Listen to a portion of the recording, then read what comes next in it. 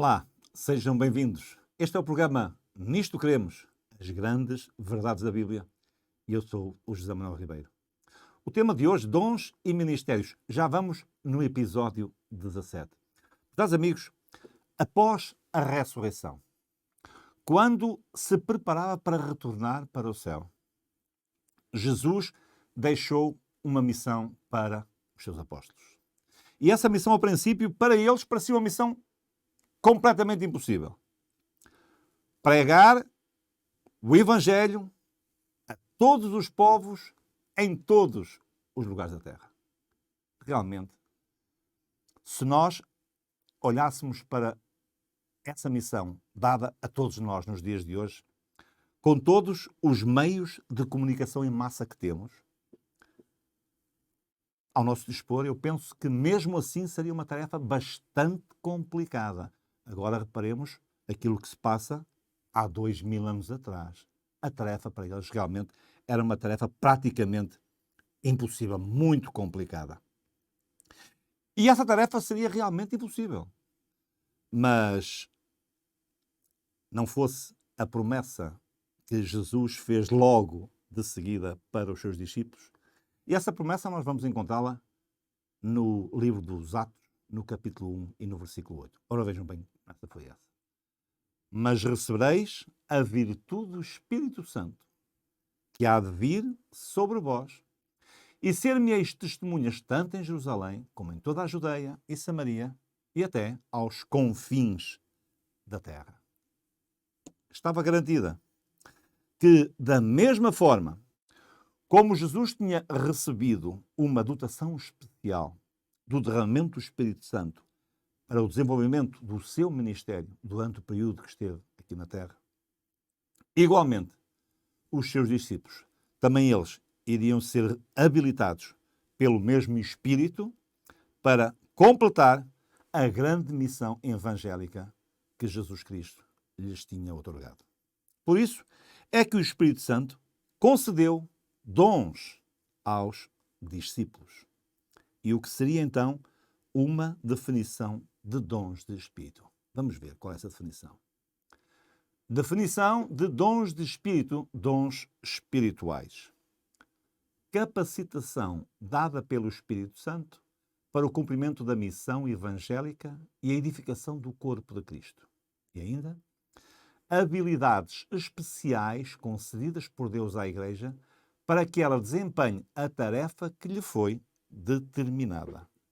Meus amigos, isto significa que nem toda a habilidade para executar qualquer tarefa seja necessariamente um dom espiritual. Estamos a falar, por exemplo, o que é um talento. Ele se tornará um dom espiritual, esse talento, quando ele for convertido para essa finalidade. Ou seja, cumprir a missão e a edificação na própria igreja. Assim, podemos fazer uma distinção entre o fruto do Espírito, os dons do Espírito e os talentos. E é importante termos em mente como fazer distinção destas três coisas. Então, vamos uma a uma destas três coisas fazer a sua distinção. O que é o fruto do Espírito?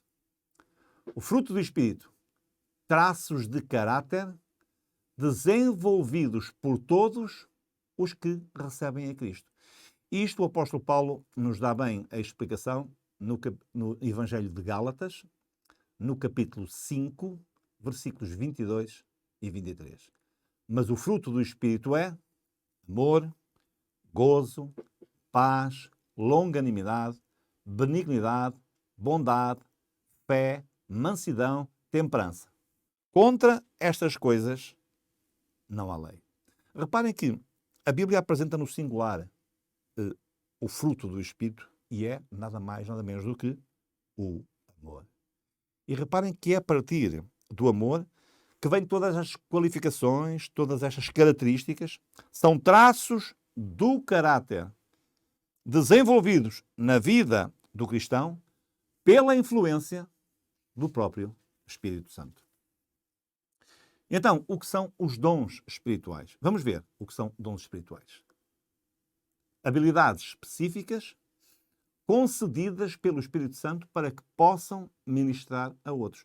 E vemos isso, o apóstolo Paulo, uma vez mais, em Efésios, no capítulo 4, versículos 11 e 12, diz-nos: e ele mesmo deu uns para apóstolos, e outros para profetas, e outros para evangelistas, e outros para pastores e doutores, querendo o aperfeiçoamento dos santos para a obra do ministério, para a edificação do corpo de Cristo. Habilidades específicas. Reparem, são qualificações que Deus dota os membros da Igreja para alcançar esse propósito, o cumprimento da missão e a edificação da própria Igreja. Mas então, e o que dizer dos talentos?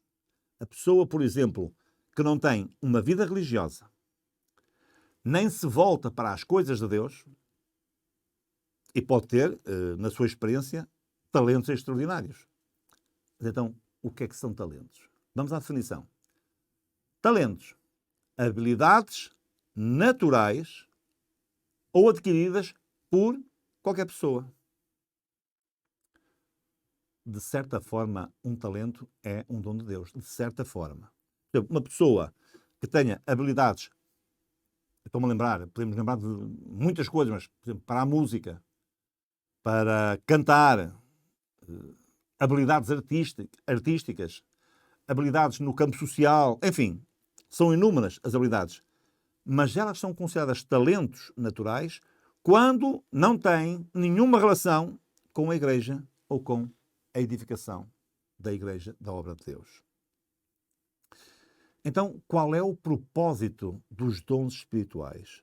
O que é que Deus tem em mente quando Ele capacita a sua Igreja através desses dons espirituais? Vamos ver. O que é que o 4 nos diz? O propósito dos dons espirituais.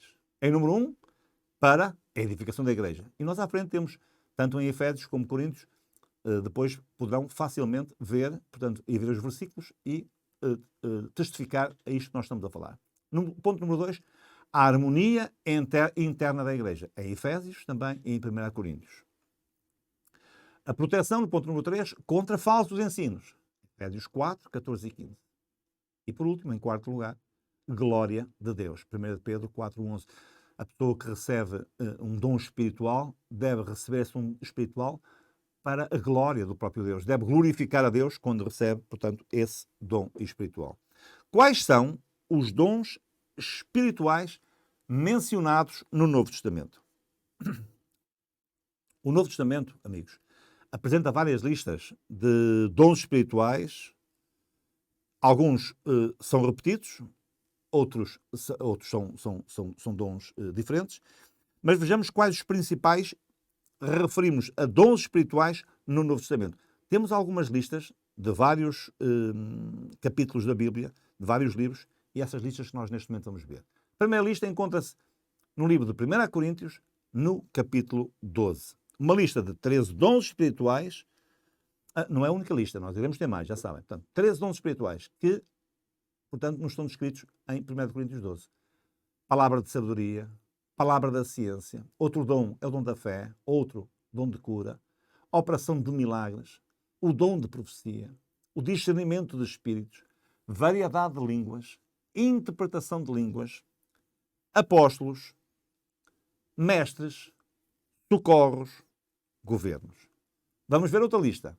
Agora, a que se encontra em Efésios, no capítulo 4. E aqui aparecem os 3 dons. Número 1, de apóstolos. Número 2, profetas. 3, evangelistas. 4, pastores e mestres.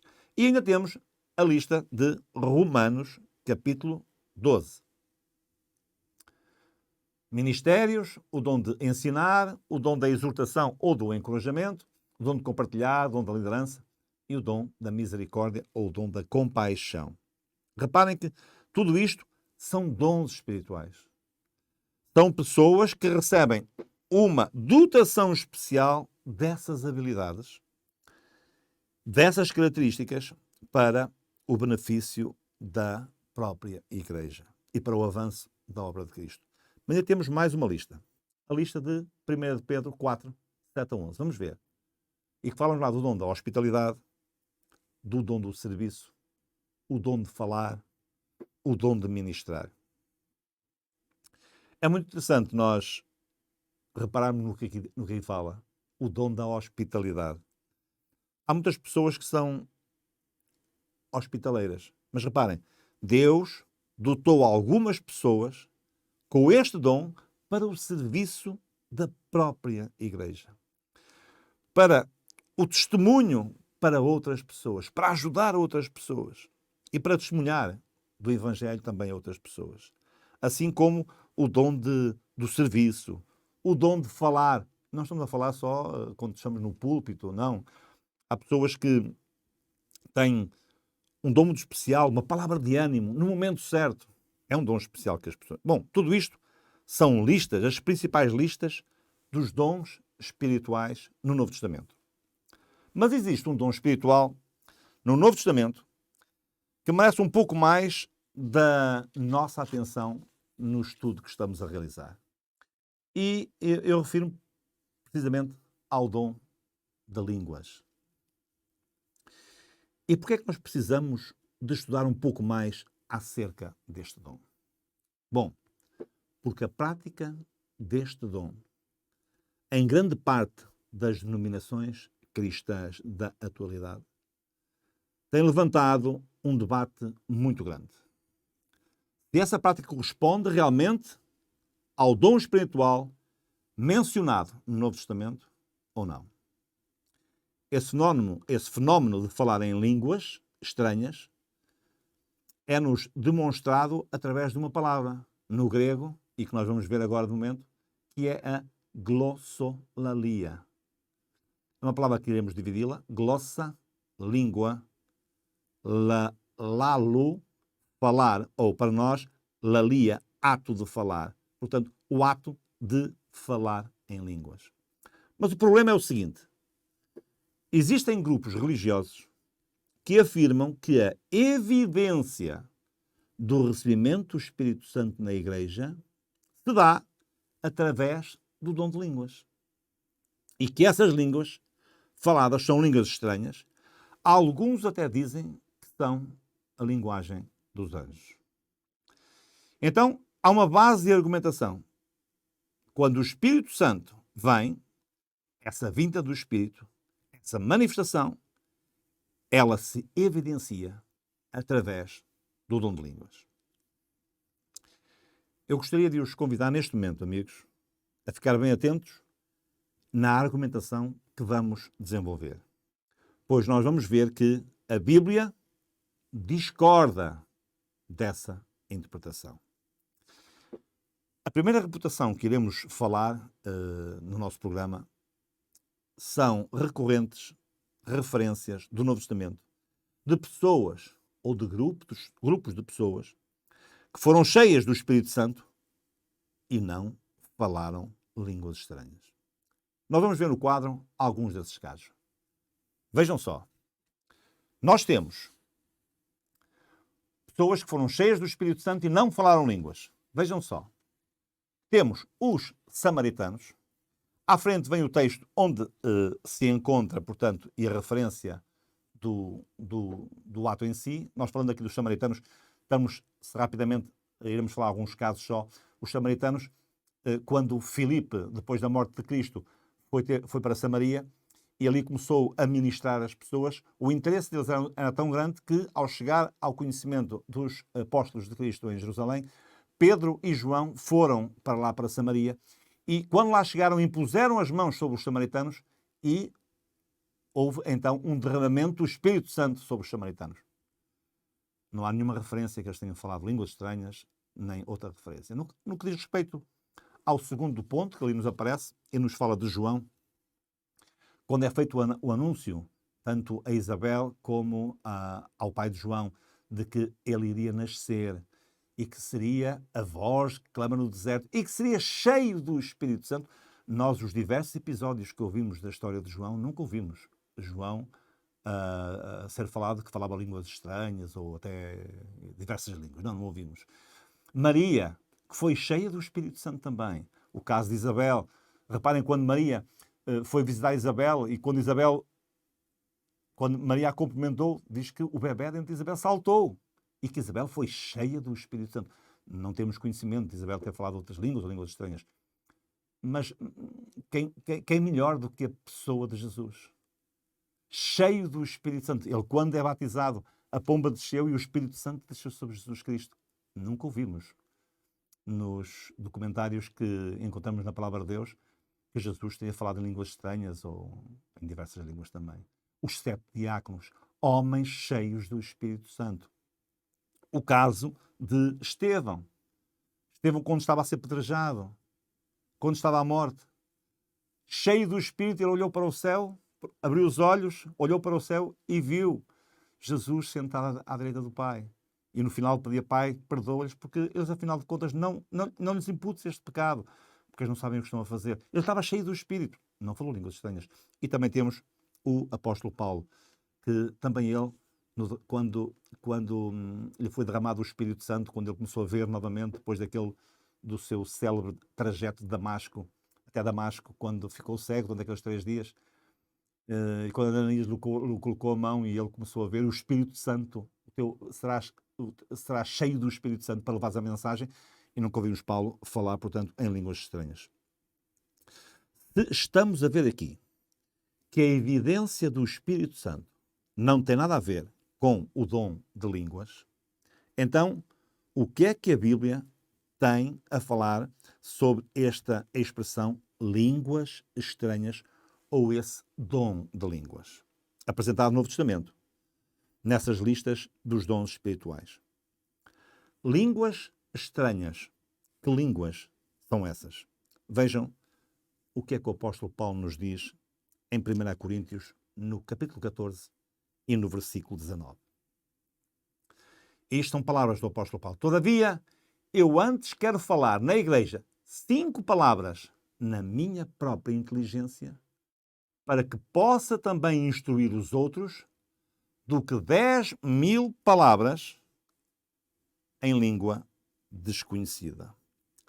O que é que Paulo acha que está aqui a dizer? É melhor falar pouco para que nos possam entender do que falarmos muito e em línguas que ninguém conhece e ninguém ficar a perceber nada daquilo que eu digo. Ainda temos um outro texto que se encontra em 1 Coríntios, no capítulo 12, versículos 10 e versículo 28. E a outro a operação de maravilhas, e a outro a profecia, e a outro o dom de discernir espíritos, e a outro a variedade de línguas, e a outro a interpretação de línguas. E a uns pôs Deus na igreja primeiramente apóstolos, em segundo lugar profetas, em terceiro lugar doutores, depois milagres, depois dons de curar, socorros, governos, variedade de línguas. Reparem, amigos, quando Paulo fala aqui em línguas estranhas, em variedade de línguas, existe uma coisa que se percebe perfeitamente que Paulo nos está a dizer. Ele está sempre preocupado que as pessoas que vão ouvir essas línguas compreendam o que está a ser falado. Por isso é que ele diz: é melhor falar 5 palavras e ser entendido do que falar muitas e as pessoas não nos compreenderem. Ter a capacidade de falar línguas e a capacidade de interpretar essas línguas. Uma estatística importante no Novo Testamento: existem 18 casos registados no Novo Testamento do derramamento do Espírito Santo. E em 14 deles, quero dizer, não há o dom de línguas. Portanto, só em 4 desses casos é que se fala no dom de línguas. Mas vejam novamente o dom de línguas nas várias listas dos dons espirituais que nós há momentos falamos. Vamos ver. Dom de línguas nas listas dos dons espirituais. Em Romanos 16, que nós passamos estes, tanto Romanos como 1 Coríntios 12, 8 a 10 e 12, 28 a 30, Efésios, 1 de Pedro, em todos estes itens que nós passamos e falava dos dons espirituais, em Romanos não aparece o dom de línguas, em 1 Coríntios 12, 8 a 10 é o último da lista, Em 1 Coríntios 12, 28 a 30, é o último da lista. Em Efésios, não aparece. E em 1 de Pedro, também não aparece essa referência ao dom de línguas. Agora a pergunta, que línguas são essas diferentes nestas passagens bíblicas? E que línguas são essas que se falam nos cultos evangélicos de hoje? Vejamos o que é que a Bíblia nos fala no Evangelho de São Marcos, capítulo 16, versículo 17. E estes sinais seguirão aos que crerem. Em meu nome expulsarão demónios. Falarão novas línguas. Reparem bem. Existe uma promessa de Jesus que os seus discípulos, os seus seguidores, receberiam um poder especial para o desenvolvimento da missão. E esse poder envolve o quê? Reparem. Em meu nome expulsarão demónios. Em meu nome falarão novas línguas. A pergunta é, que línguas? Que significa a expressão novas línguas? Eu gostaria de vos dar um pequeno exemplo. Tenho um amigo de um pastor, que eu tenho o prazer de conhecer, que tem um filho que neste momento tem 17 anos. Com 15 anos, esse filho tinha um objetivo e uma experiência que ele gostava de ter na sua vida e os seus pais concordaram com ela, que foi viajar até a Inglaterra. E conta-nos a experiência desse pastor que o seu filho está em Inglaterra há 2 anos. Qual foi o objetivo da ida para a Inglaterra do seu filho? Aprender o inglês. Aprender uma nova língua. A pergunta que vos faço: será que o inglês é uma nova língua? Ou o inglês já existe há muito tempo atrás? Mas para aquele jovem, o aprender o inglês era novo. Ele não tinha conhecimento dessa língua.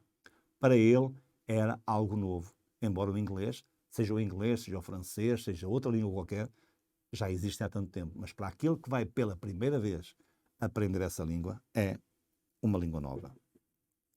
Falarão novas línguas. Não são línguas estranhas, amigos. Línguas novas na sua existência. Falarão novas línguas porque aprenderão a falar novos idiomas para pregar o Evangelho em lugares onde o Evangelho ainda não chegou. Havia uma razão clara para o dom de línguas.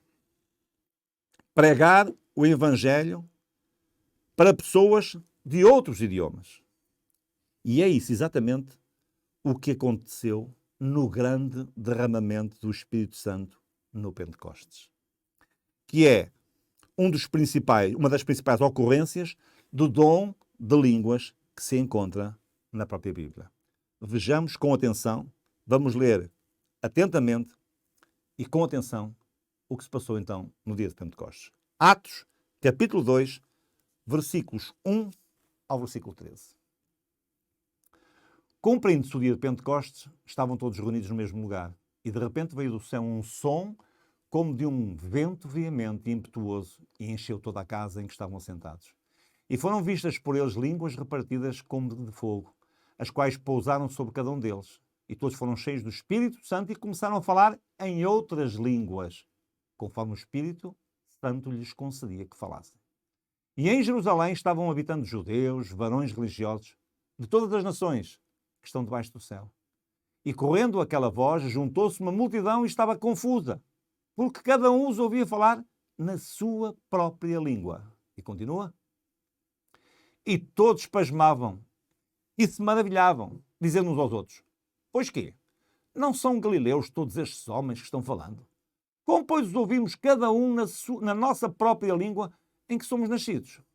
Partos e medos, elamitas e os que habitam na Mesopotâmia, e Judeia, e Capadócia, e Ponto, e Ásia, e Frígia, e Panfídia, Egito e partes da Líbia, junto a Cirene, e forasteiros romanos, tanto judeus como prosélitos, e cretenses, e árabes, todos os temos ouvido em nossa própria língua falar das grandezas de Deus.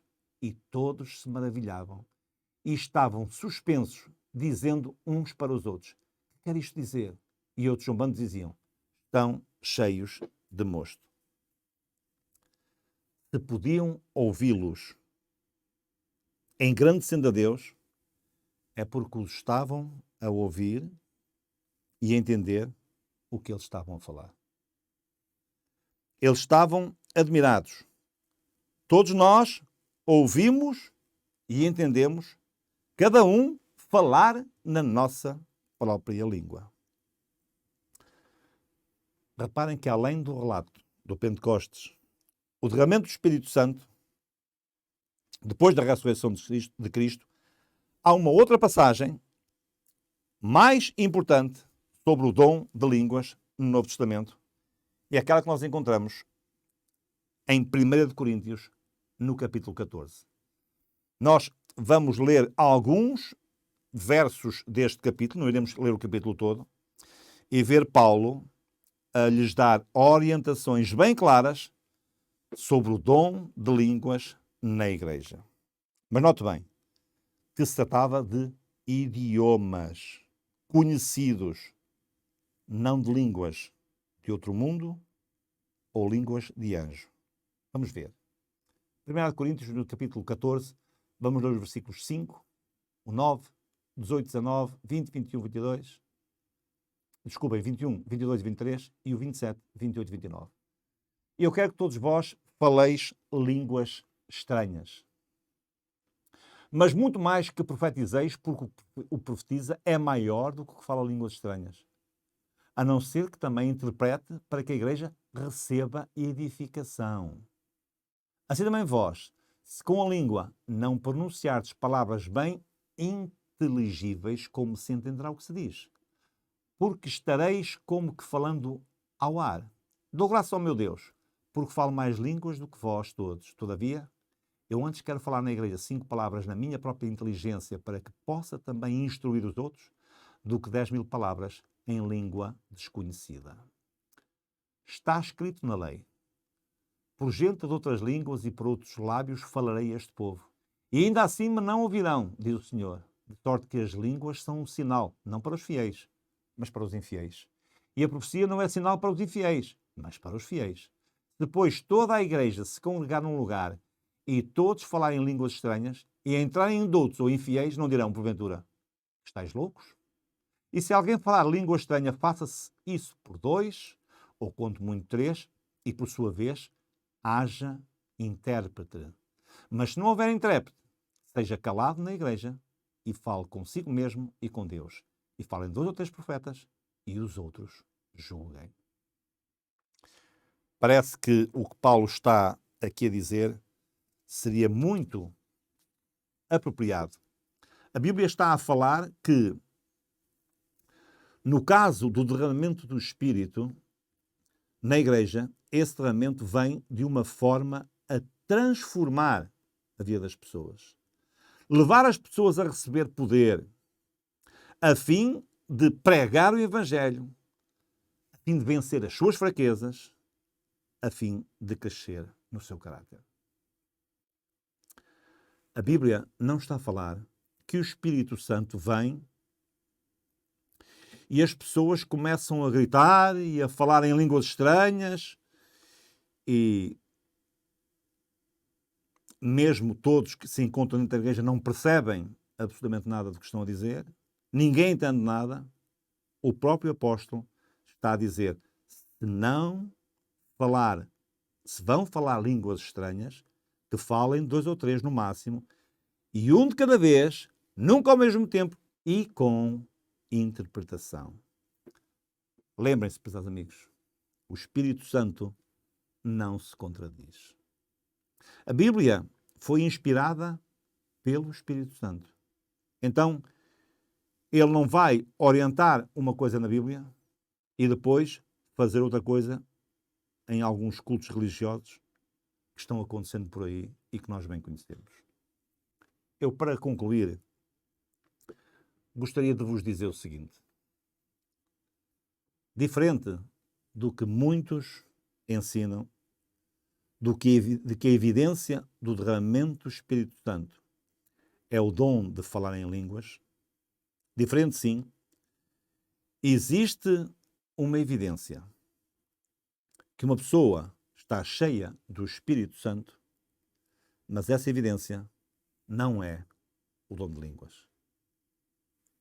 Qual é essa evidência?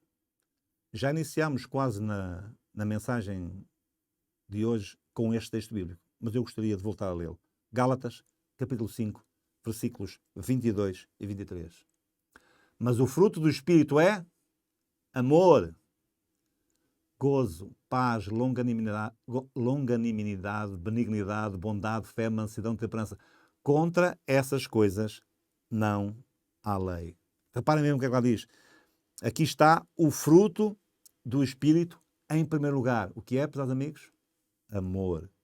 O amor e, decorrente do amor, todas estas virtudes que aparecem a seguir. Sabem o que acontece a uma pessoa quando ela recebe o Espírito Santo na sua vida? Ela não vai sair gritando, falando línguas estranhas que ninguém vai entender. Não, portanto, amigos. Ela vai ter uma transformação na sua vida. Ela vai ser uma pessoa melhor. Ela vai ser uma pessoa melhor no seu trabalho. Ela vai ser uma pessoa melhor na sua família. Ele vai ser um marido melhor. Ela vai ser uma esposa melhor. Ele vai ser um pai muito melhor. Ela vai ser uma mãe muito melhor. Ele vai ser um filho melhor. Vai ser uma pessoa que vai saber perdoar. Vai ser uma pessoa que vai ser muito mais paciente do que aquilo poderia ser. Aqui está a verdadeira evidência do derramamento do Espírito Santo. O fruto, ou seja, a evidência do Espírito Santo é, em primeiro lugar, o amor. O amor, todas as outras virtudes virão em decorrência do amor. E o amor é um dom de Deus. Querem experimentar o verdadeiro amor na sua vida? E só é possível se Deus estiver a atuar na minha vida e na tua vida, prezado amigo. O amor puro é uma experiência possível só quando Deus está no nosso coração. Onde estiver a falta de amor, é porque Deus não está lá presente.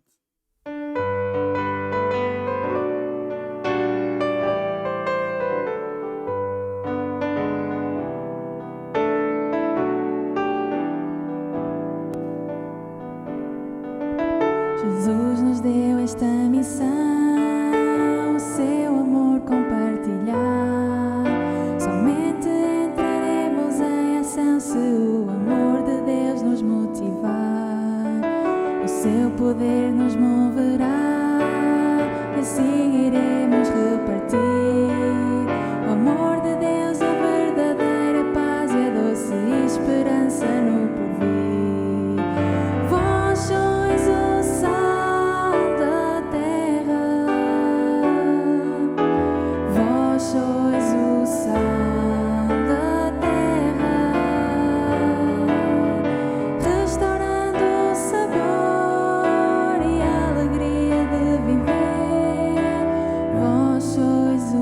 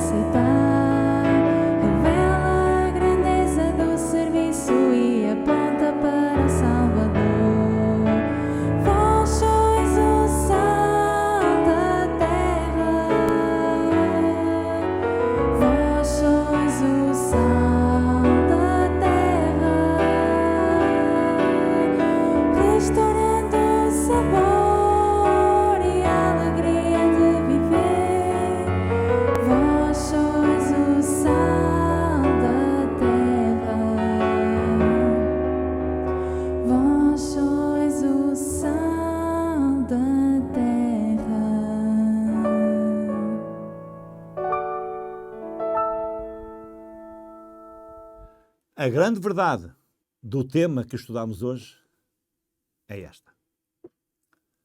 Deus concede a todos os membros da sua igreja, em todas as épocas, dons espirituais que cada membro deve empregar em ministério de amor para o bem da igreja e da humanidade. Concedidos pelo Espírito Santo, que atribui a cada um segundo o seu beneplácito, os dons provêm todas as capacidades e ministérios necessários na igreja para o desempenho das suas funções divinamente ordenadas. Segundo as Escrituras, estes dons incluem ministérios como fé, cura, profecia, evangelização, ensino, administração, reconciliação, compaixão e serviço de autossacrifício, caridade para a ajuda, encorajamento das pessoas. Alguns membros são chamados por Deus e dotados pelo Espírito para funções reconhecidas pela Igreja em ministérios pastorais, evangelísticos, apostólicos e de ensino. Ministérios estes especialmente necessários para habilitar os membros para o serviço, para elevar a Igreja até à maturidade espiritual e para criar a unidade da fé e do conhecimento de Deus. Quando os membros empregam estes dons espirituais como fiéis mordomos da graça de Cristo, a Igreja é protegida da influência destruidora das falsas doutrinas. Cresce num crescimento que provém de Deus e é elevada em fé e amor. Esta é a verdade, amigos. E eu creio nela. Nós, para a semana, iremos ter o nosso próximo estudo. E vamos falar sobre um tema muito especial, uma vez mais. Todos eles são especiais. Mas vamos falar sobre o dom da profecia. Eu espero por si. Até lá.